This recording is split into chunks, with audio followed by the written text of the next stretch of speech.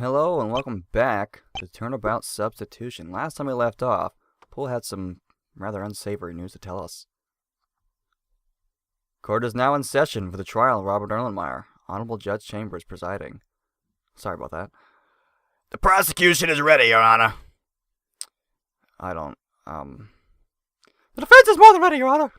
I had to do it at some point. Very well. Now, considering the circumstances, I must ask, what is the defense's position? Excuse me, Your Honor. Was that intended to be some manner of perverted joke? What? What? Oh, no, Miss Snow. I'm afraid you have entirely the wrong impression. I was merely asking whether you would enter a plea of guilty or not guilty.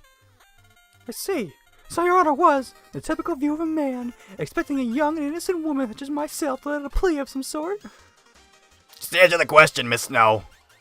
Very well. The defense pleads, not guilty.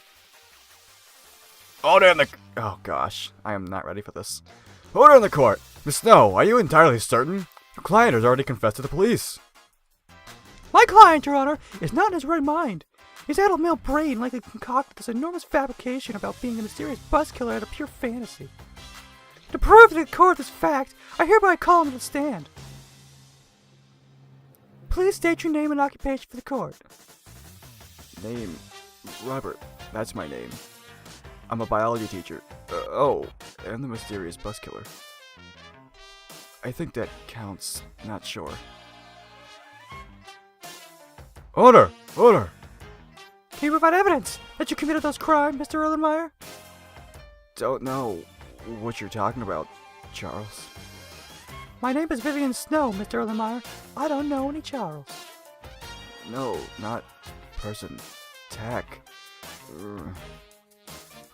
Miss Snow, why is the witness making sound effects? Same reason I am. Ignore that, Your Honor. Mr. Erlenmeyer, how did you kill your victims? What weapon did you use? I don't know. A lot of questions. I must have forgotten. What did you do with the body of the victims? Wait, couldn't tell you. Tack. What about the busts? What's the crimes? What? Charles, I try to be good. I don't do anything with busts. Your Honor, if Mr. Erlenmeyer is truly a killer as he claims, he should know how the crimes were committed. The fact that he's unable to describe them proves that he's no killer. Just an unsettled pathological liar in need of attention. Your Honor, the prosecution has proof that only Erlenmeyer could possibly be the serial killer. He was aware of specific details that the police kept during that investigation. Kept secret. I'm sorry. Mr. Erlenmeyer, how many photos were left of the scenes? How many staves were on the music sheets? Each one. There were 13. 7.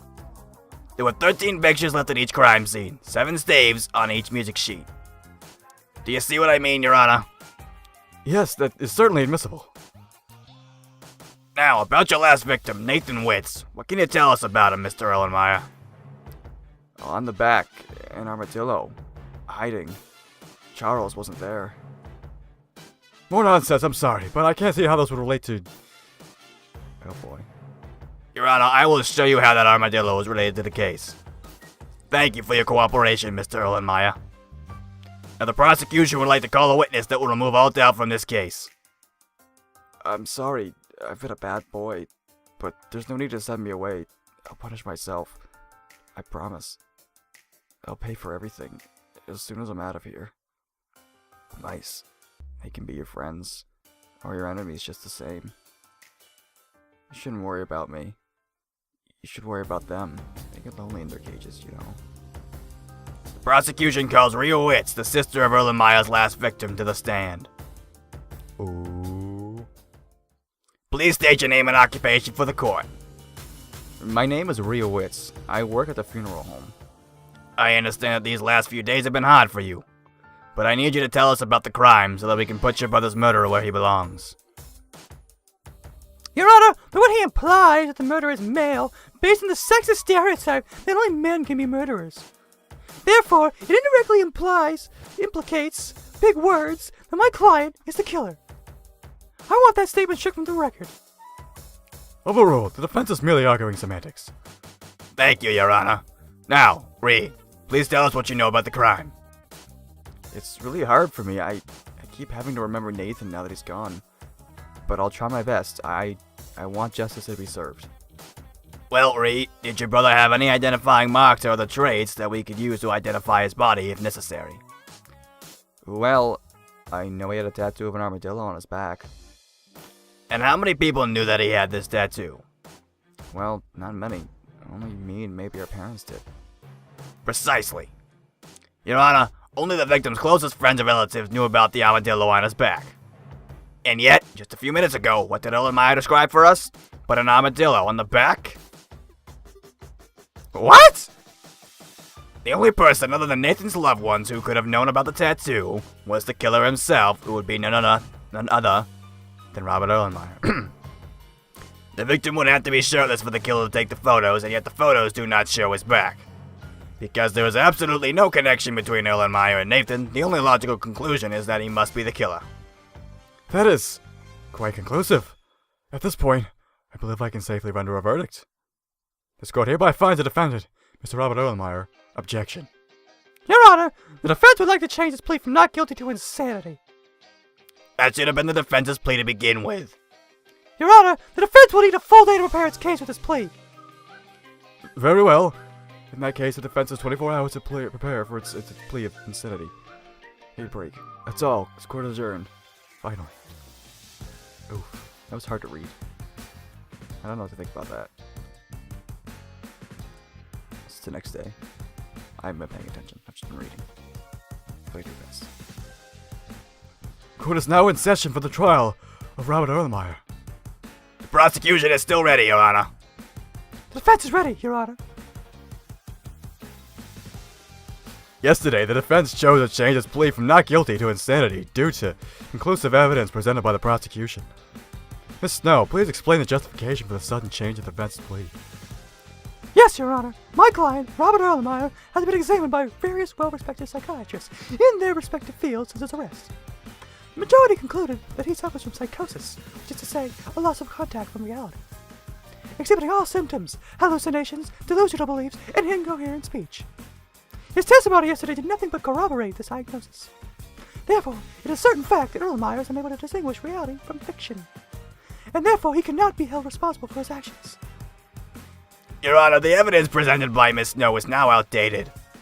The same psychiatrists were asked to conduct various tests just yesterday. The purpose of these tests was to determine whether Erlenmeyer was able to distinguish between what he did and did not do. The results of these tests can be found in his updated psychological profile. The court accepted this profile into evidence. Do I need to check that? Do I actually need to check that? No. Why would it say that? Whatever.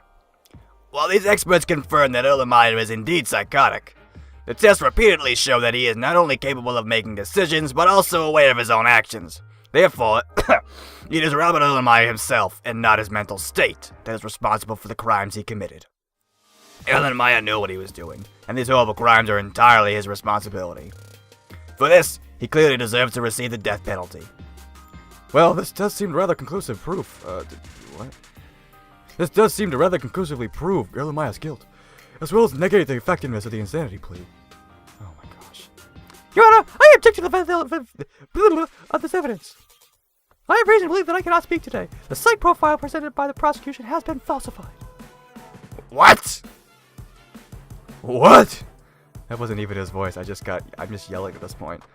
The defense demands that the trial be stopped so that an investigation can be made to how this profile was obtained. I'm not feeling that well today, guys, so this is why everything is... What happened next? The police complaints committee interrogated the psychiatrist and found they had been forced to write up the report by the police. The tests upon which it was supposedly based were, in fact, never conducted. The officers were acting under orders from Chief of Police Jake Marshall, a man known for his extreme methods. But That's just horrible. As a result of this, Erlenmeyer's verdict was changed. The court held that Erlenmeyer was certainly dangerous to himself and others. The validity... I just can't say that word. The validity That's not even how you say it. of the insanity plea became considerably more... Can't do this anymore.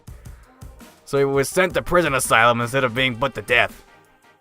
My fault for using that piece of evidence. But you fought for what you thought was right, after all. Hardly, Apollo. You still don't know the whole truth yet. The verdict did not reflect what had really happened. Dick Marshall was set up. He wasn't the one behind the forgery. I was. Mrs. Poole! Gotta be kidding me! It's the truth. But I wasn't the only one involved. Judge Chambers, Chief Justice Strings, and I made an arrangement. I wanted Earl and Myers head into plate. Chambers wanted revenge for the death of his brother. And Strings wanted more influence within the judicial system. Strings was to prepare the evidence and cover everything up. I would present it to the court, and Chambers would accept it. When things went awry, Strings set Marshall up to take the fall for us. Those two didn't have a very good working relation, to say the least. Wait a minute. How could Snow have found out about this then? We must have been betrayed. I know I wasn't the traitor, so it had to be one of them. Of course, neither would ever admit it, so I can only guess. That reminds me. When I spoke to Judge Chambers the other day, Strings interrupted us. He said he wanted to talk about business. What if it was related to what happened during that case? I suppose. My guess is that the judge was tempted to use what he knew about us to cut a deal with the police. His hope was probably that if he gave them information about the forgery, they could be persuaded to testify in a manner more favorable to his case. At least that's probably what Strings feared and why he came to the detention center. He wanted to remind Chambers that he was the one in charge. And that he was friends with the new chief of police. You gotta stop smoking, Poole. It's not healthy for you. Ugh. If Chambers talked, Strings would be safe, but he would know of the betrayal. And there would be ramifications. Now do you see why I was convinced the judge was guilty? Especially if he had seen how devastated he was after Arthur's death. He was willing to do anything to avenge him. He had no trouble forging evidence so that Earl and Meyer would be put to death. And when that plan failed, it wouldn't be such a far cry to kill Earl and Meyer himself. By that time, however, I had become ashamed of what I did. I couldn't stand to see him walk down that path, maybe because it was so similar to my own. Prosecuting him was the only way I could find peace of mind. What are you gonna do now? I'm tired of all these lies. I'm tired of smoking. Chambers' trial will be the last. I'm going to turn myself in. What? Prosecutor Poole, you can't give up like that. I've already made up my mind. Apollo, let me be perfectly honest. You're young, but you are definitely one of the best attorneys that I've ever faced in a court of law. Good luck with your career. One day, I think your name may be more widespread than that of a certain legendary defense attorney. Yeah, won't that be the day? Speaking of which, the legendary defense attorney is still waiting for me in Bolivia. I'm gonna come up with no excuse not to go see him. Goodbye, Apollo Justice. I hope that you do not make the same mistakes that I did. Wow, it's gotten late. Oh heck, I'm late for that date with Ree. Honestly, I'm kind of glad that she's going to turn herself in because that means she's not going to be in this case anymore, and my voice hurts. Like, for real. In the next episode, we're gonna go on a date. I think. This isn't a dating sim, but it's turned into be something like that. So I hope you guys enjoyed, despite all of that like flubbing up that I did. Bear with me. Like I said, I'm not feeling too well today. But yeah. So until next time, guys, I will see you later.